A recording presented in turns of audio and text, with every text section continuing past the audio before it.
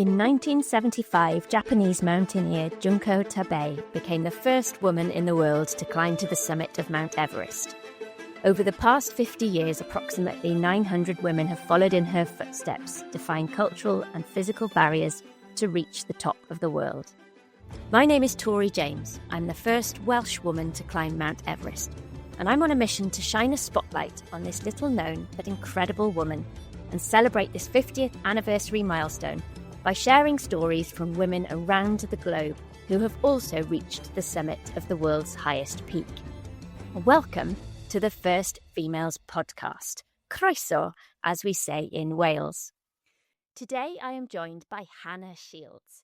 In 2007, Hannah became the first woman from Northern Ireland to climb to the summit of Mount Everest, aged 41.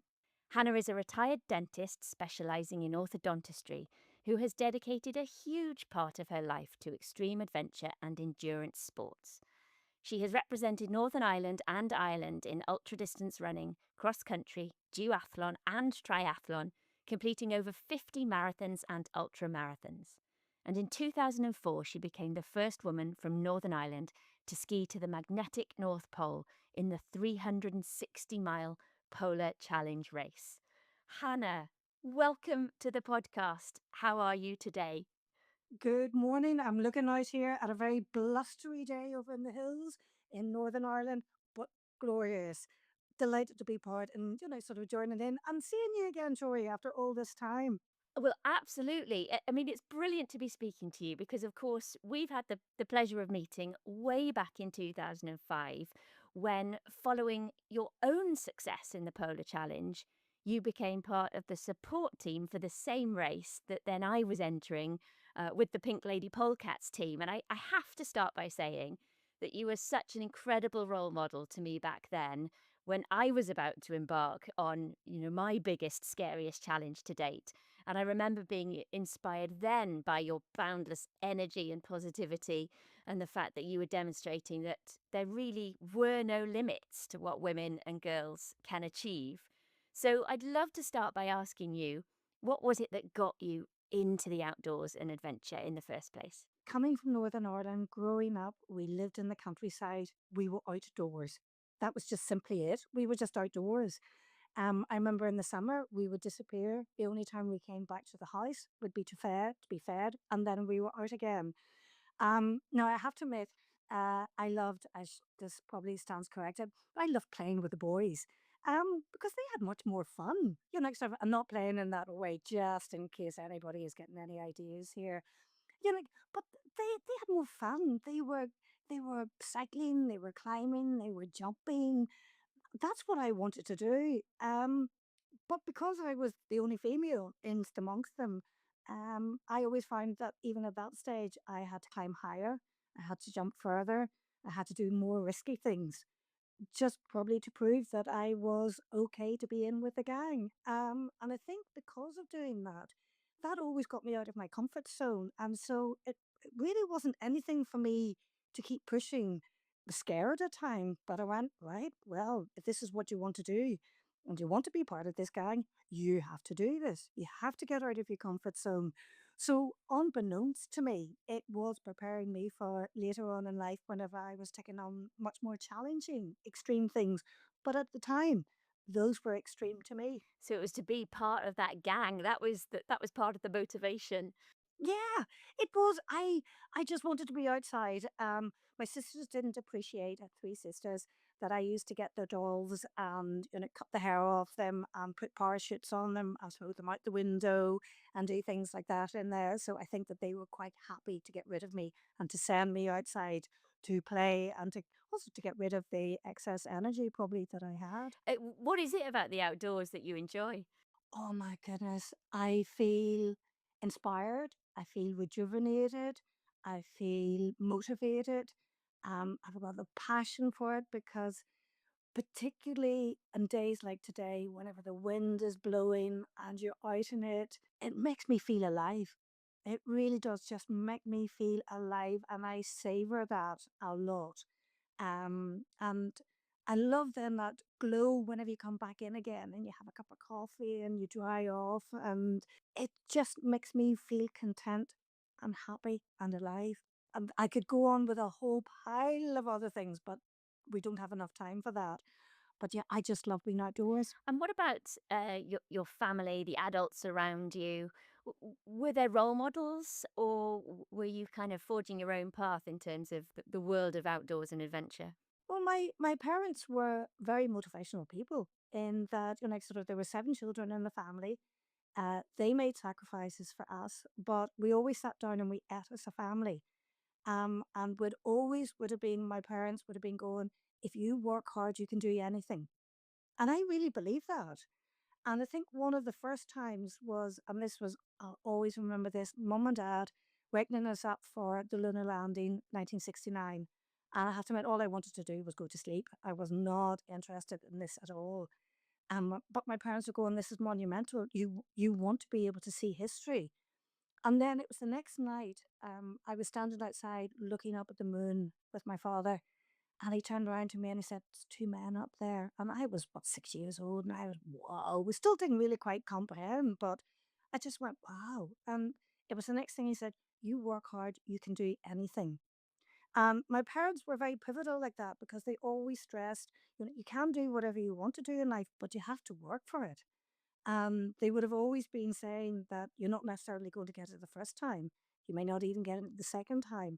But if it's something that you really, really want, you will keep working at it and you will keep driving for it. Um, so that's what I was brought up with. That was the ethos that I actually had in my head. Obviously, a very intense child. But, sort of from then, I always went. I remember seeing at 10 years old a poster and it went back to there was a full moon and it went to trees. And at the bottom of it was this line, limits exist only in our minds. And I remember saying to my mum, gosh, can I have that poster? My sisters were all buying sweets. And my mum just looked at me and went, what? But didn't say anything, gave me the money. I bought that poster. Because even as a 10-year-old, I remember looking at that going, and what I got out of it was that the only person that's going to stop me from doing anything is going to be me. So yeah, very intense child. Needed to get out more, some people would say. Do you still have the poster, Hannah, or is it just that memory? No, I literally had it until it was a couple of years ago. They were doing a clear out in the house and it was thrown away by accident. And I was going, oh. But I only have to close my eyes and it's there. Um, and that's good enough for me. I don't need pictures. I don't need memories because I'm doing a lot of everything I do is for me primarily because it's my life and I want to kind of live it on my terms. And so having a memory in my head is good enough for me. I was saying to somebody the other day, a memory that I had growing up was this little wooden plaque that my mum had in the kitchen, and it just said, "Life is not a rehearsal." And I didn't really know what it meant growing up, but I think over the years I've really come to, embrace some of that and just get on and do it. And it's not that everybody has to choose their own path. I'm not saying that everybody has to do what we, sort of do, because that's unrealistic to everybody. And some people, even getting up in the morning, that's their Everest. And I certainly have gone through a lot of sickness myself, and I can appreciate that. But every time I wake up and I go, whoa, I'm still here. This is going to be a good day. I want to live it. I've always wanted to live it rather than just go through it. And that's why I've embraced every opportunity that has come my way. A lot of them has scared the bejesus out of me, but I knew that I just had to follow my own path. So, Everest, when and how did that pop into your consciousness, and when did you actually consider um, attempting to reach the summit? I was at boarding school. It was the height of the Troubles in Northern Ireland. So boarding school was not an elitist thing. It was where parents would have been sending the children to be safe. I know it sounds very pragmatic and very sensible, but that's what they did. So there was a lot of boarding school. It was a beautiful old castle on top of a cliff, looking out at the North Atlantic Ocean. Crashing waves coming in. It sounds a wee bit like Enid Blyton, but it was a wee bit like that. 40, 50 foot waves crashing into the side of this cliff. And from being there, rather than looking inwards, it always made me feel that I wanted to look outwards, um, because there was just this sense of space. And we had a lot of compulsory study, and we didn't have enough homework to do. So I was an avid reader. And in my first year, I started reading about Irish explorers, Irish people who had tried to go out, Tom Crean, like sort of Shackleton, the Northwest Passage, all these different ones. And I just found it fascinating that, like sort of there were groups of people from Ireland that had sought to do these unbelievable challenges and go to these extraordinary places. I never thought of myself like that because I was more intent on the then and now. I'm living in the moment. I played hockey for the school. I was an athlete. I was running. I was playing tennis. I was playing badminton, cross country running, shimmying over cliffs, like sort of to escape the school, going down drain pipes so that I could run along the beaches, which I never really got caught doing, and I still don't understand how I managed to be that sneaky. Um, so it was reading about these always made me aware that this had happened. But even whenever I went to university, um, I studied hard and I thought I qualified as a dentist. And just as I qualified, one of my surgeon's friends, who was a consultant here, really admired. He turned around to me and he says, I really think you should go back and do surgery rather than doing the dentistry. He said, I think you would love it and you would travel with it. So there was somebody that I had admired and I kept thinking, well, he sees something in me I didn't see in myself. Um, so why not? What's the worst thing that can happen? I don't like it. And he was right. I did my first job, loved it, absolutely adored it. So then, as a surgeon, sort of you have to be doubly qualified in medicine and dentistry, and I was on that route. And then, unfortunately, whenever I was about 27, 28, I got multiple organ failure. So I don't know why. I was in and out of hospital for about 6 months. And that was a really hard time because I was a go getter, I was a high achiever. And I remember that time people would have always been, how are you? And through a fixed smile, I would have been going fine. But inside, it was killing me because I couldn't work. I couldn't do any exercise. Um, and I was struggling. But, and that time, nobody really talked about mental health. And then there was one night, I remember I discharged myself from hospital, which I frequently did. No, I should say that we came to an understanding with my consultants that I probably was better at home. Um, so I went home and I remember my younger brother had to clean me whenever I went to the toilet. And that night I went to bed going, if this is what my life is going to be, I don't want to be here. And that was like a slap in the face to me because it was the first time actually acknowledged to myself that I was struggling. So the next morning, I remember going up and going down to my parents, and there was a lot of crying, there was a lot of tears and smothers, as we would say over here.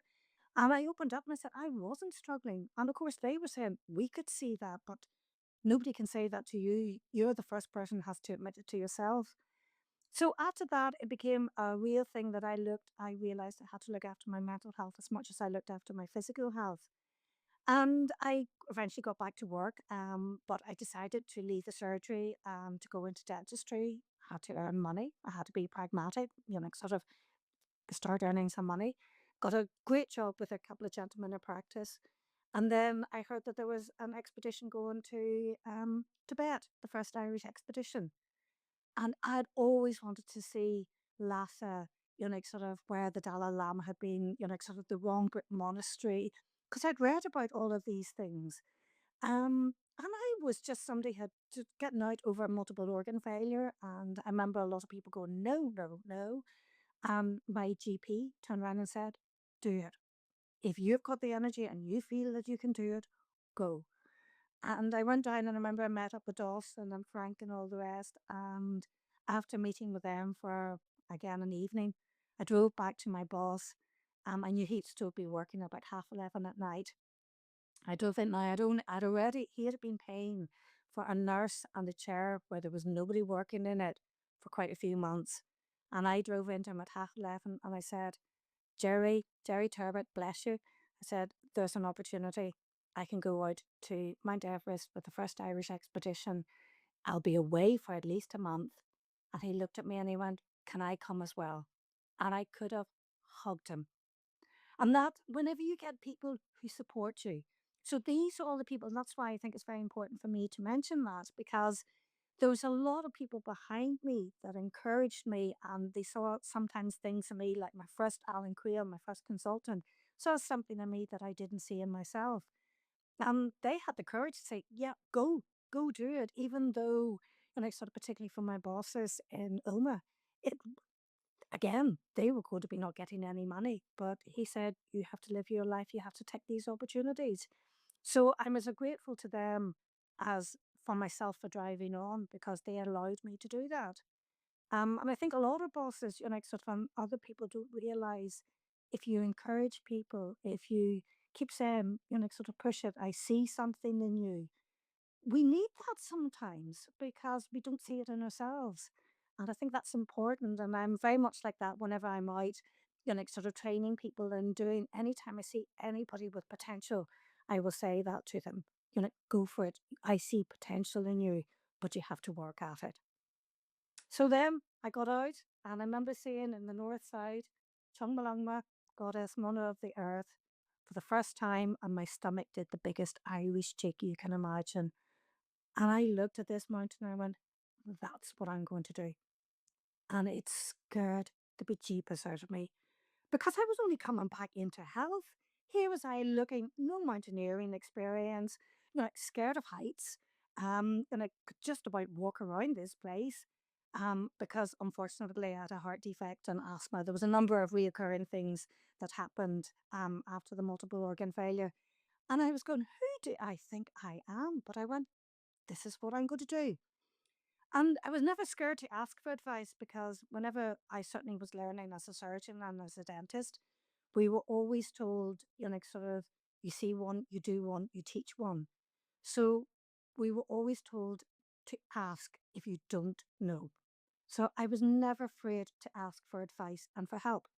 That was always in my sink. You ask if you don't know. Sort of, so I went up to the guys who were the best climbers coming out of Ireland, said, what do I have to do to be here like you? And they did smile a little bit to begin with. But they were nothing but encouraging after that. So that set me off on my route. And so this was around 2003, I think, for that first.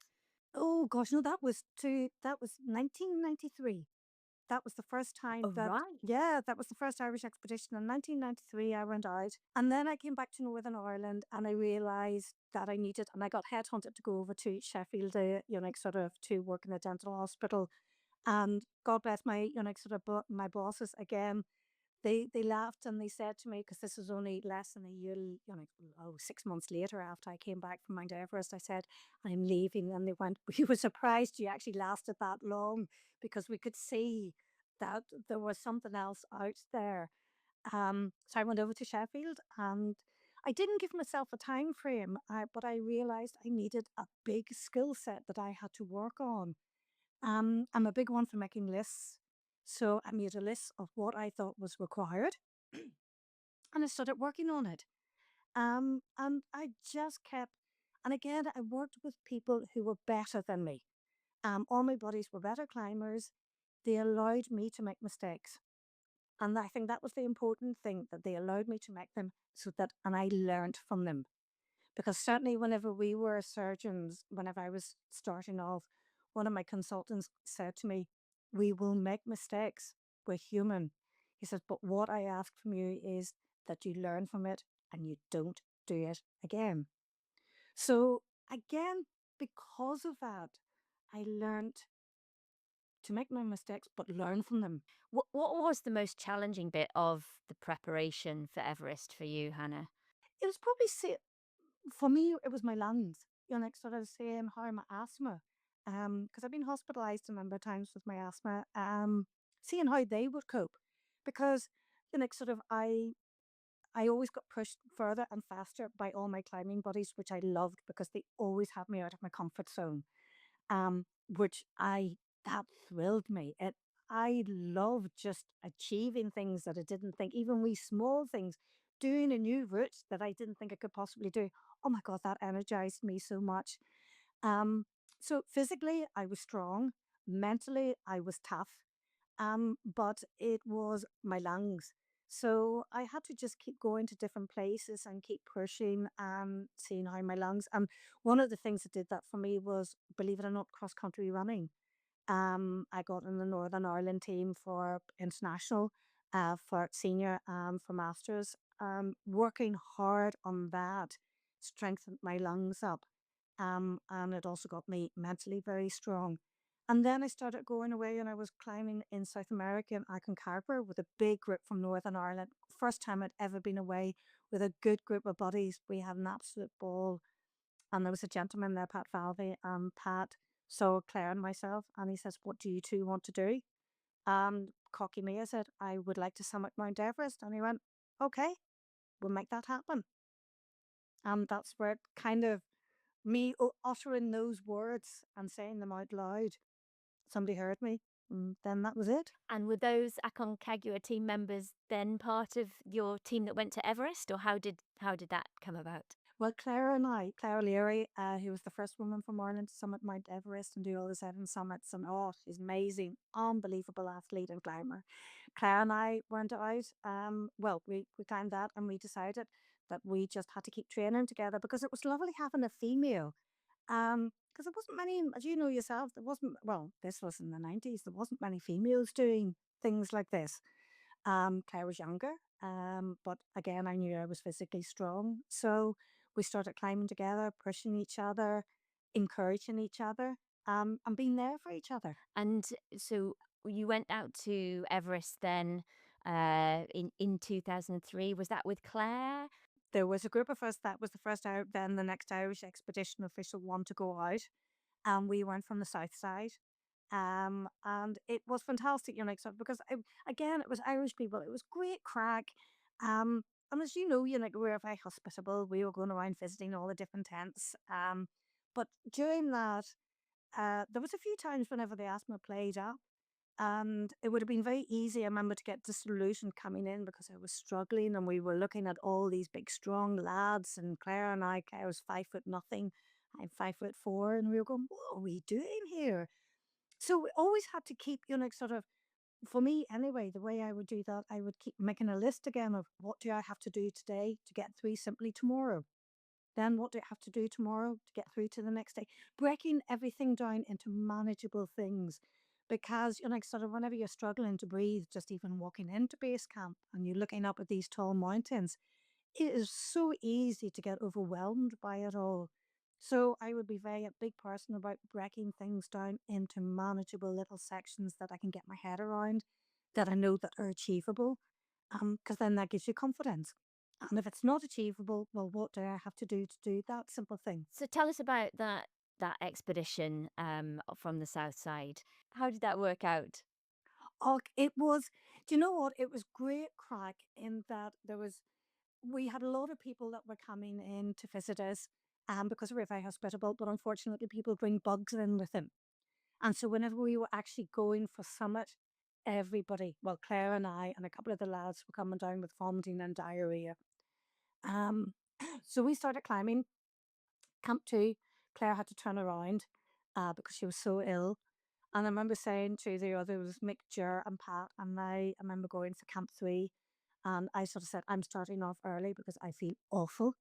And then as I got to the bottom of the Lutzi face, it was nighttime, and I looked around me, couldn't see anything, and I sat down and I went, time to go home. And then out as the sun started to come up, there was a joint Indian and Nepalese army expedition, and we had been looking after them. They actually counted me as their little mascot. I wonder why, noisy me.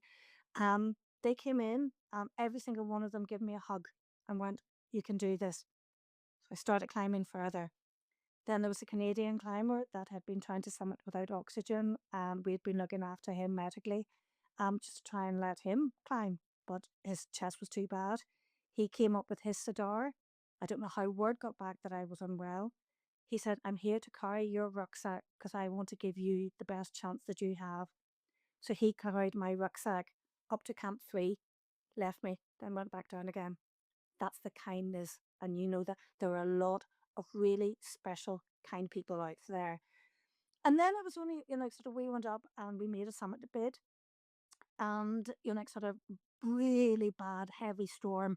I got blown off my feet a few times.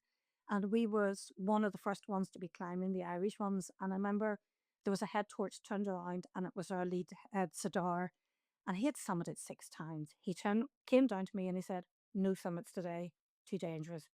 So we all came back down to the death zone, 26,000 feet. And I remember Pat, Jan, Mick, and myself, we're feeling strong.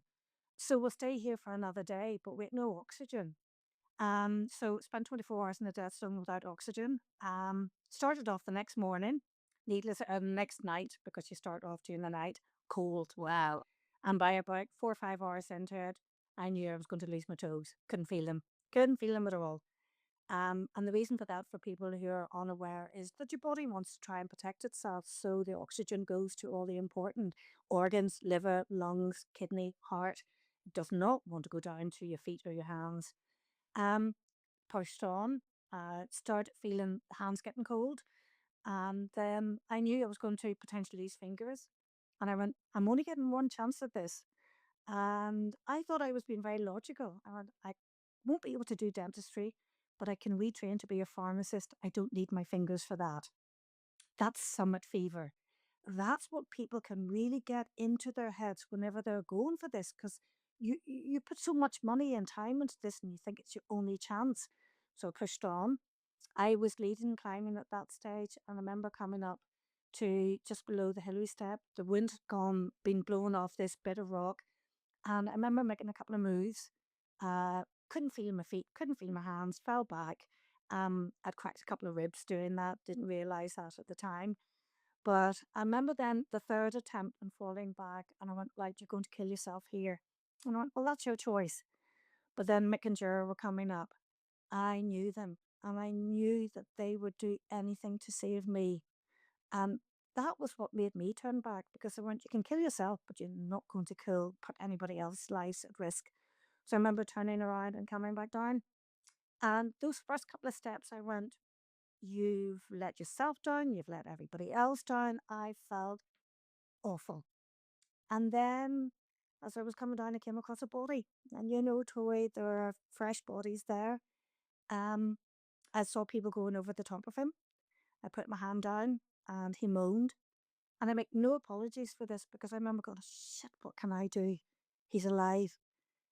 Luckily enough, he was a sherbet that had been left by his team, and people have to appreciate whenever you're up at high altitude, then there was absolutely no rescue whatsoever. If you cannot stand, you cannot move, you're left. And we appreciated that. We accepted that as mountaineers before we went into this area. No helicopters had even gone up to Camp 2 at that stage. Um, I sat with him. I given him some medication. He was snowblind as well. And then I started to get colder and colder. And you talk about the will in me to want to live. Oh, I just really can't explain it. I wanted to live. And I actually got really angry with this man, because I was going, I don't want to leave you. And I remember getting up, and I don't suggest you do this to everybody today, but I remember kicking him and thumping him and kicking him and thumping him. Now, whether it was the medication or it was the fact that mad Irish woman, was kicking and thumping him, but he managed to stand up. And then I short roped him and I took him down the mountain. And whenever I got back, I felt, I was still very disappointed, because I felt I'd let myself down, and I felt I'd let so many other people down. But then the one thing that I thought about, I was there just to bring that one man down. That was my purpose at that time, not to summit. And I'm very grateful that I didn't summit, because I think it would have made me really quite blasé that I knew it all. I realized I didn't know it all. So I went away and I worked on it, and it made me a much better climber. Wow, Hannah. I mean, that's an experience that nobody wants to find themselves in. But yeah, wow, the actions that you took, and to know that this man got down, that's really incredible. But sometimes you like sort of what you wish for and what you want and what you wish for and what you get is kind of completely different things. I got something completely different out of that experience, which I know changed me. So yeah, it was a privilege to be able to help somebody in that way. And I mean, you must have reflected on that for some time following that experience. Not No? really. It was. I know it sounds awful. I was grateful I was there. I helped somebody, but I'm typical Sagittarian. I'm always looking forward. Always looking forward. And like I made my list of what I had to do because if I didn't think I could have summited Mount Everest, Chungmalongma, I wouldn't have gone back. But I knew I could. So I knew I had to just work on it. And I made my list of what I felt went well and what I felt I had to work on. And even that what went well, I went, well, was some of that luck or was that my skill set that I had? So, and I sort of, so even the things that went well, I analyzed that. I'm a typical athlete and, sort of things, performance. And then I went away and I looked and I went, I need to work in this. And now I got a phone call from Pat the next year to say, fully funded expedition. Did I want to go out in it? Fully funded. Oh, but I looked at that list of things that hadn't gone well and I went, no, I didn't want to be first. I didn't want to summit it to be the first. I wanted to summit Mount Everest because that's what I felt it was within me that I wanted to do that. Um, so I was quite happy to sort of go, no, leave this opportunity because I knew I needed to go away and work on things. And then Richard Dunwoody rang up instead and said, "Do you fancy skiing to the magnetic North Pole in a polar race?" And I went, absolutely, I'll do that instead. You're like, and I was warned, do not go anywhere cold because her bits of toes removed and all the rest. And they said, you cannot go anywhere cold for 2 years. And I was going, yeah, yeah, yeah, yeah. An opportunity, you grab it. And that's how I ended up in the polar race. An amazing, again, opportunity, learning curve. Sort of everybody else that had worked in it had been training on it for sort of a couple of years. I met Chris whenever we were going out in the plane. Two of us, we were open, we were honest whenever we rang, spoke to each other on the phone. And I think that that's one of the other things that is very easy to do whenever you're out in these extreme places. You're very honest about your strengths and your weaknesses because you have to be honest to yourself, because you have to be honest to everybody else. So it's something that's very readily discussed so that everybody in the team knows what you're strong at and what your weaknesses are. They're so important to be able to discuss that. So the toes obviously held up on the polo challenge or didn't get any worse, enabling Well, thanks be to God, he didn't get any worse. um and then coming back successful from the polo challenge then you gave Everest another thought. I learned a lot in that because I was working with the lads. I looked after people. Looking after other people, sort of makes you look after yourself and think more what my actions do. So I realized time to go back, and a very good friend of mine, unfortunately, passed away after summiting Annapurna there last year. Noel said there was a good group of Russian gentlemen going out. I applied off. They accepted me. I remember going out to Kathmandu airport, meeting this Russian team, and they all looked at me, and I was going, hello, hello, hello. Got hello back from one of them, and I went, oh God, they don't speak English. But again, trust, I've learned that trust, you don't necessarily have to, it's not about words, it's about your actions. And the way that we climbed, they couldn't speak English, I couldn't speak Russian, but we trusted each other implicitly. Um, they smoked and they drank vodka the whole way up the mountain, and they smoked and they drank the whole way back down again, and they were characters. Characters. But yeah, yeah, great. And we went from the north side that time. A completely different experience then climbing from the other side of Everest. So just tell me about Summit Day from the north for you. Some days started in a strange day because the night before, whenever I arrived, or the day before, there had been a body and the guy woke to my tent. And I didn't know, whenever you're hypothermic, you don't know whether you're alive or dead, because we always say there's cold dead and there's warm dead. So I had got my medication. I injected it into this person, this gentleman, and unfortunately he was dead. And I remember coming out of the tent that night because we decided to, there was a storm coming in, but we were strong enough. We decided to climb through this, and the snow had come off the boots of his feet. And I remember going, I don't want to end up like that. I will turn back if I have to, if I feel I have to, and I will come back a third time if I have to do this. But I'm not going to end up like that. And we decided to go the next way before anybody because there's a couple of very tricky areas where um, there's a lot of you can't even get 2 feet together in one of the sections, so people can get stuck in either side of it, and that's what slows down and people get cold going up towards the second step. And I remember wanting to do that at night time because I'd heard so many things about this. And I remember reaching the summit. Unfortunately, the oxygen, my little nozzle had come out, so I was hemorrhaging oxygen. My contact lens had frozen to my eye. I remember reaching the summit, having a bit of a cough. Blood came up, and I went, right, I've got pulmonary edema here. I had no medication because I injected it into the fella. And I remember looking, and it was lovely, the curvature of the earth. And I went, I've made this. But I was so utterly aware that more people die coming down than going up to the summit because, like I spoke before, that summit fever, I knew I needed to be a walking wounded. So I just literally, and most people stop, like sort of in high camp, like sort of summit camp, and then further on down. I knew I needed just to keep going until I got back down to advanced base camp. Um, there was an American in the there was an American in the North Col I knew had dexamethasone.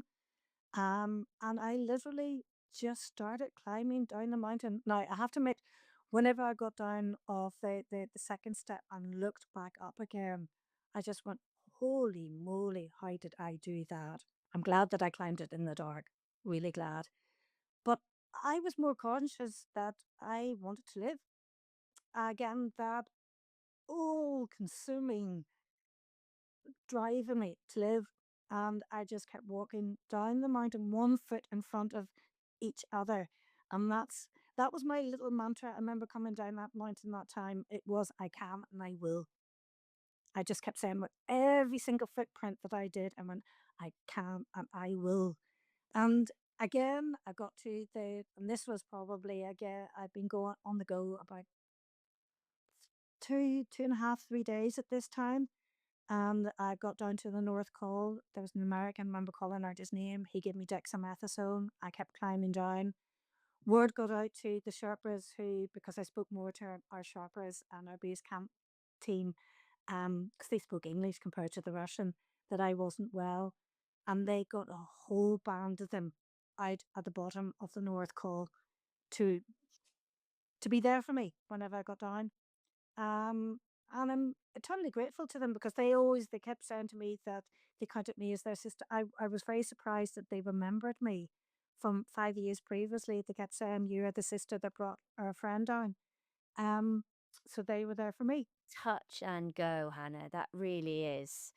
To know that you needed some dexamethasone on the summit and to get all the way back down.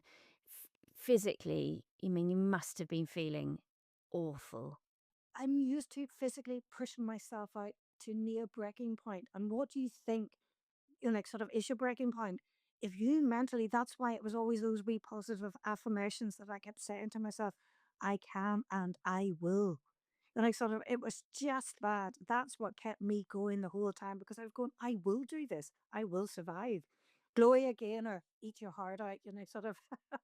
But that is one of my songs. I've always loved that anyway.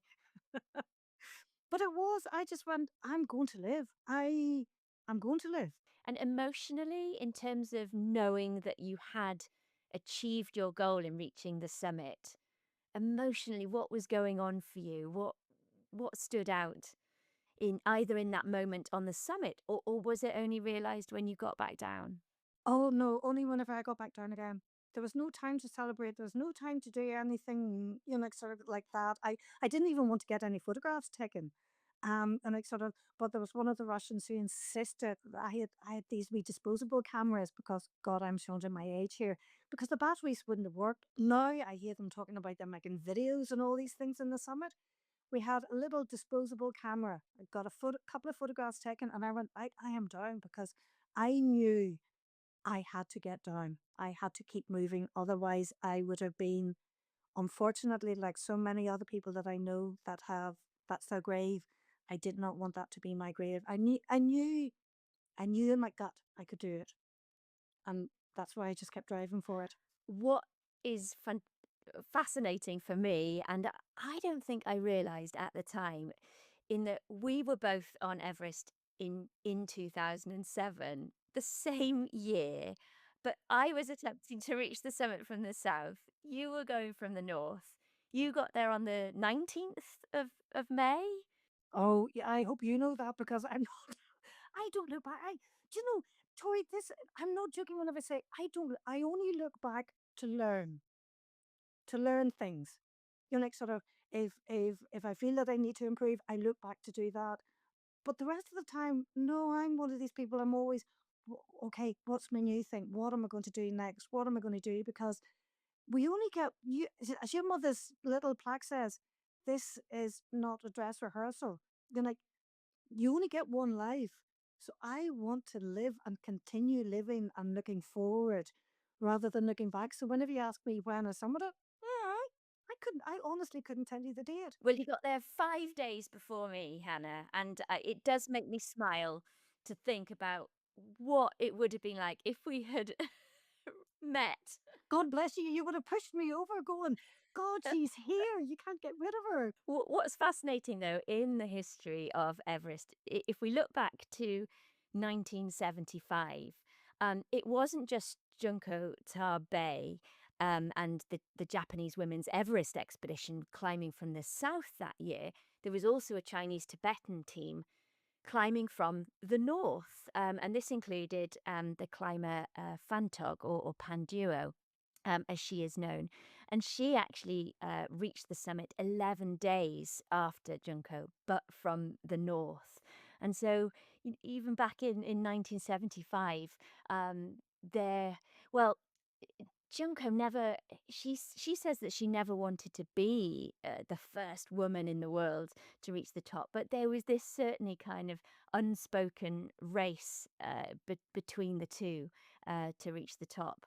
So, and I know that there had been a conversation between Fantog and Junko um, when Fanto was recounting her time in the 60s, and she was frustrated because she was told that she couldn't climb above 6,400 meters on Everest because above that was a man's world. And so to see, how far and what these women had to overcome in the 60s and the 70s and many, many years before, it is fascinating. But a lovely bit of history knowing that, when Everest was first climbed by a woman, there was also that race from the south and from the north. Sometimes that worries me sometimes whenever people push to be the first if they are actively going for a goal like that. Because I think that sometimes they will push a little bit harder than they should and they lose their lives because they want that first. That's why I was never interested in anything like that. I wanted to do things um safely. I don't have a death wish. I know people probably think that, but I love living far too much. And I'm very methodical, plan a lot, and make sure that I have the skill set required to do what I set myself out to do. Um, if I feel that I'm not ready. Like I certainly have backed away from going for things the first time because I thought safety first. Safety has always been for me more important than being the first. And what do you, I'm going to put you on the spot here. Um, Junko Tabei is sadly no longer alive, but if you could speak to her and ask her about her experiences and her journey, Is there anything that you'd want to know about her journey to reach the summit of Mount Everest, or would you just say, "Come on, let's go for a climb"? That's what I would do more because I think we all, Tori, like from knowing you as well, we all have a certain drive within us. We all have a passion for this. Um, we're sensible people. We plan, sort of, we accept that it's going to be difficult.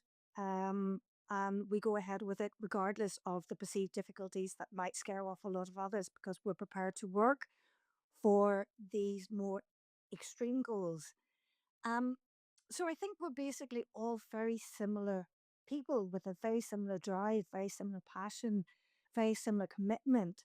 Um, so I know what drove her to go there to do that because I had that same gut instinct myself. Sometimes it's very difficult to put into words what that is, but it's something just within you that you feel that you have to do.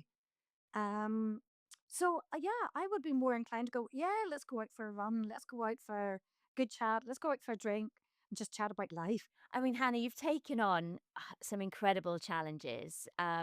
Your life certainly features these high points, but I know there have been challenges in more recent years that you wouldn't have chosen. Can you tell us a little bit about what happened in 2018? Oh dear. I am the cat with about 21 lives at this stage. Yeah, I'd got into the World Championships try Ironman. So I was training for that. And I was out cycling one day. I'd done a brick session, swim, great shape. Head down, going through a county road, saw a tractor in a very unusual position, slowed down a little bit because I thought, okay, there could be cattle, something coming out. Um, Lifted my head up, and I remember seeing a power line just probably above my head and thinking, oh gosh, that was. And that was, I couldn't remember anything after that. There was a power line that fallen down. I hit it, or it hit me on the face. Um, we reckon there was about 22,000 volts blasted me off the bicycle. And unfortunately, I landed smack on my head. And I remember coming around going, "Whoa, what happened?" Um, and yeah, there was repercussions of that. I had a very bad head injury.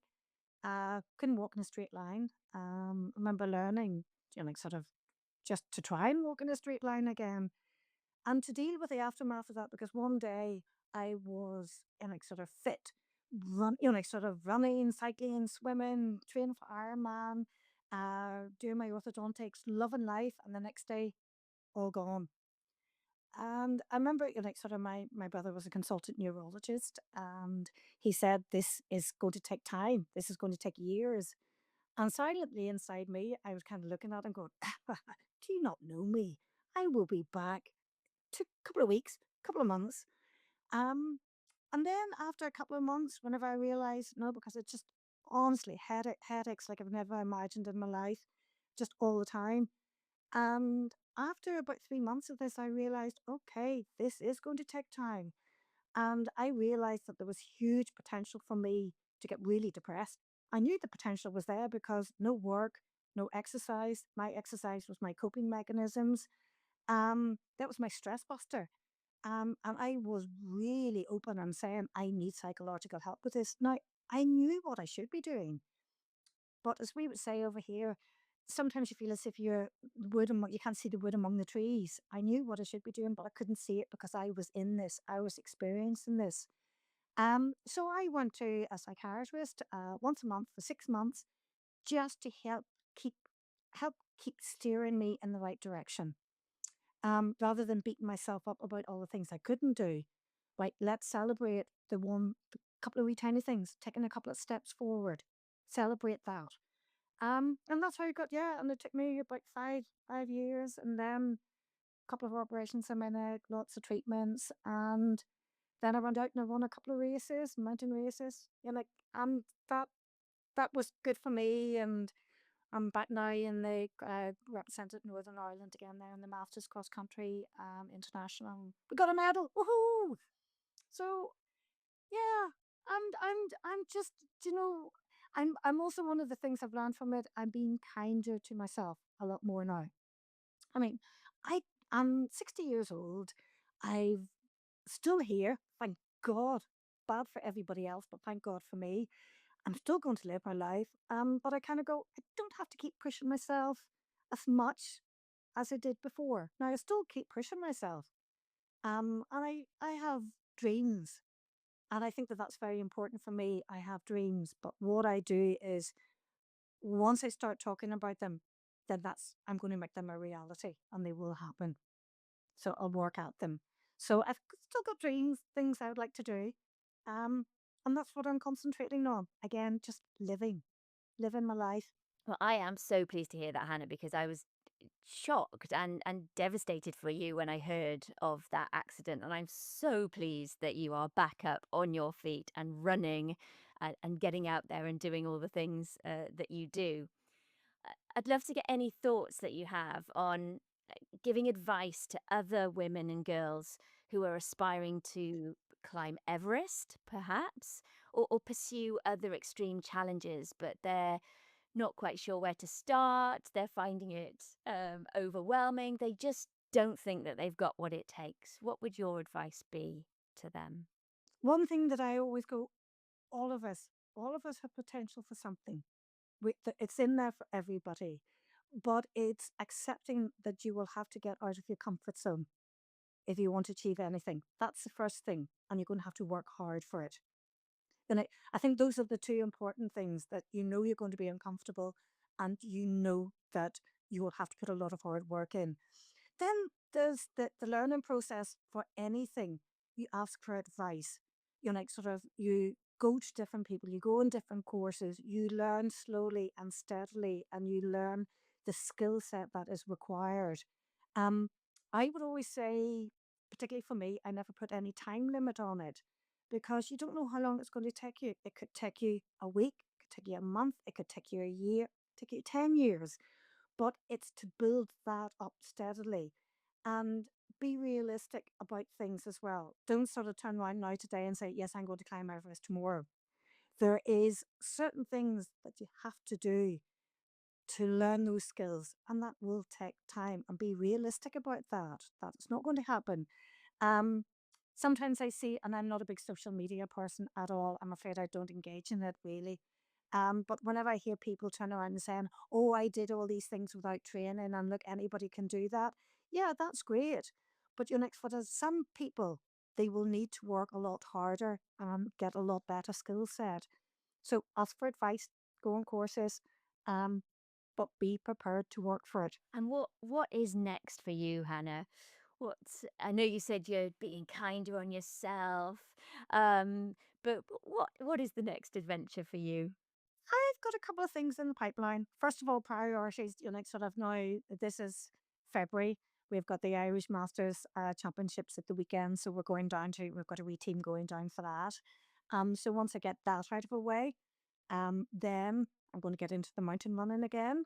Spend a wee bit more time dedicated to that. Yeah, get myself fit and strong. There's a couple of wee things that I have on the pipeline. But I know that I need to be physically fit and strong for them.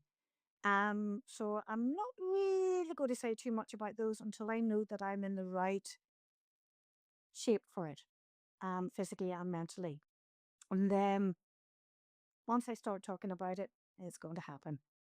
Hannah, thank you so much for sharing your story with me today. I mean, I loved what you said about that limits exist only in our minds. I think that's so powerful, and I have this vision of you looking out from your school to the North Atlantic sea and the horizon, and your words about looking outwards and I guess upwards are truly inspiring. Um, your advice about asking for advice, breaking things down into smaller chunks, those are all so valuable for people who are embarking on challenges that mean something to them, because that's what it's all about, isn't it? It's got to mean something to you. And I really hope that you're going to keep getting out on the trails. And I'm so glad to see that you've been able to prove that there's life beyond injury, there's life beyond these setbacks. I mean, in your 20s, organ failure in your 20s, you were just unstoppable. And I'm so pleased to see that you're out and doing things again. You are a total inspiration.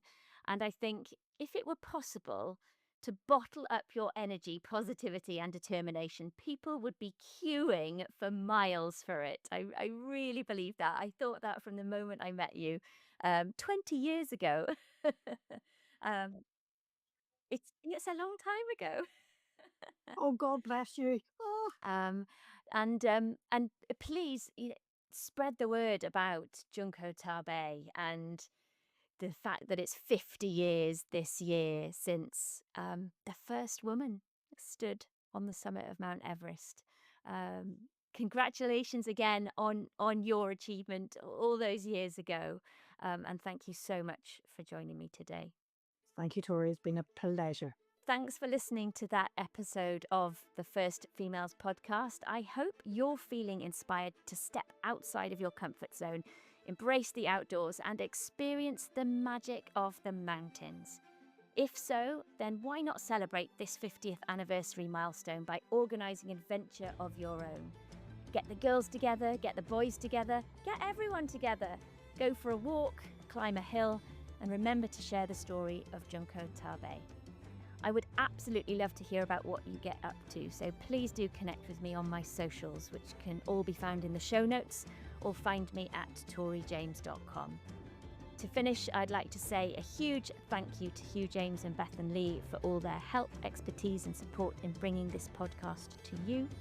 Until next time, let's honour the courage and determination of Junko. Dream big and climb high. Hwyl fawr. Goodbye.